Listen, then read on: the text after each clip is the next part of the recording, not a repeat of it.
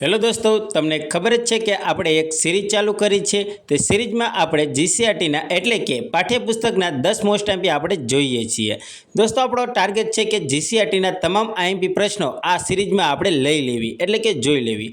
દોસ્તો, આપણે આ ટાર્ગેટ સાથે એવો પણ ટાર્ગેટ રાખ્યો છે કે એક દિવસમાં 10 પ્રશ્ન એટલે 100 દિવસમાં આપણે 1000 પ્રશ્ન જોઈ નાખશું અને જો એનાથી વધારે જોવાના થશે તો પણ આપણે જોઈ લઈશું। દોસ્તો, આજે આપણો બીજો વિડીયો છે। પહેલો વિડીયો તમે ના જોયો હોય તો જોઈ લેજો એટલે તમારે રોજ 10 આઈએમપી પ્રશ્ન જોવાઈ જાય અને તમે સાથે થઈ જાઓ। અને દોસ્તો, તમને હવે આ વિડીયોમાં આ પ્રશ્ન કયા વિષયમાંથી, કયા ધોરણમાંથી અને કયા પાઠનો છે તે પણ તમને બતાવવામાં આવશે એટલે કે જણાવવામાં આવશે।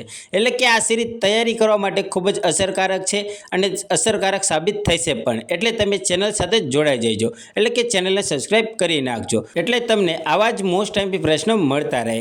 તો ચાલો દોસ્તો, શરૂ કરીએ આજના 10 મોસ્ટ આઈએમપી પાઠ્યપુસ્તકના પ્રશ્નો।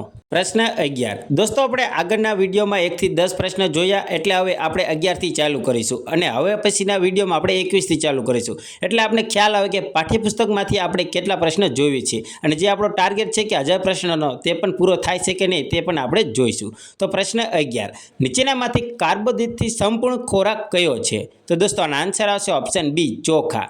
ચોખા એ કાર્બોદિતથી સંપૂર્ણ ખોરાક એટલે કે સમુદ્ર ખોરાક છે।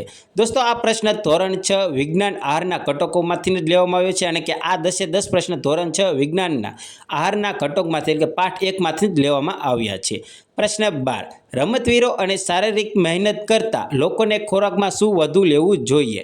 તો દોસ્તો, આન્સર આવશે ઓપ્શન ડી, પ્રોટીન। રમતવીરો અને શારીરિક મહેનત કરતા લોકોને ખોરાકમાં વધુ પ્રોટીન લેવું જોઈએ। પ્રશ્ન 13।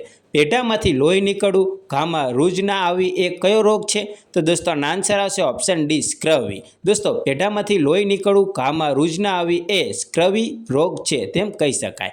પ્રશ્ન 14। ખોરાકને કાગળમાં રાખતા જે તેલી ધબ્બા દેખાય છે એ શેની હાજરી બતાવે છે?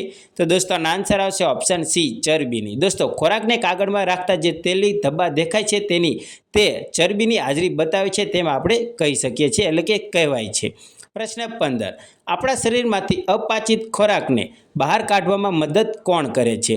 તો દોસ્તો, આન્સર આવશે ઓપ્શન બી, રેસાઓ। દોસ્તો, આપણા શરીરમાંથી અપાચિત ખોરાકને બહાર કાઢવામાં મદદ રેસાઓ કરે છે। પ્રશ્ન 16। નીચેનામાંથી કયા કાર્બોદિતના સ્ત્રોત નથી? તો દોસ્તો, આન્સર આવશે ઓપ્શન બી, સોયાબીન। દોસ્તો, નીચેનામાંથી એક સોયાબીન એ કાર્બોદિતના સ્ત્રોત નથી એટલે કે દોસ્તો, ચોખા, ઘઉં, કેરી તે કાર્બોદિતના સ્ત્રોત છે તેમ આપણે કહી શકીએ એટલે કે છે જ તે।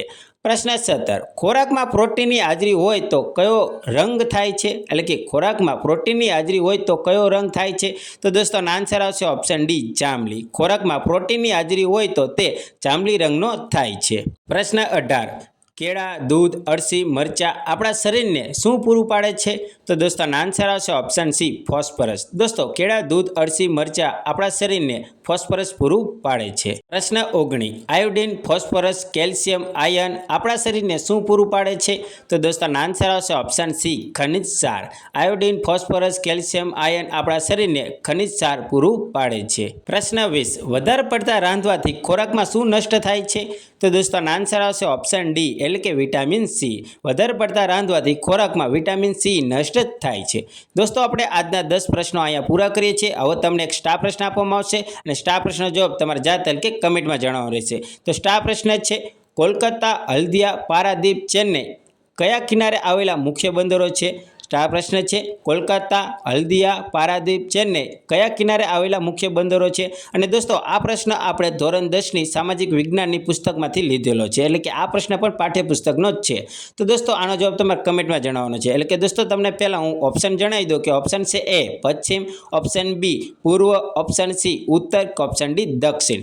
દોસ્તો, આનો જવાબ તમારે કમેન્ટમાં જણાવવાનો છે અને દોસ્તો, તમને આ સિરીઝ કેવી લાગે છે તે પણ કમેન્ટ કરીને જણાવજો। અને દોસ્તો, આવા જ પ્રશ્નો મેળવવા માટે અમારી ચેનલ સાથે જોડાઈ જજો એટલે કે ચેનલને સબસ્ક્રાઇબ કરી નાખજો। ચાલો દોસ્તો, મળીએ બીજા વિડીયોમાં। જય હિન્દ, જય ભારત।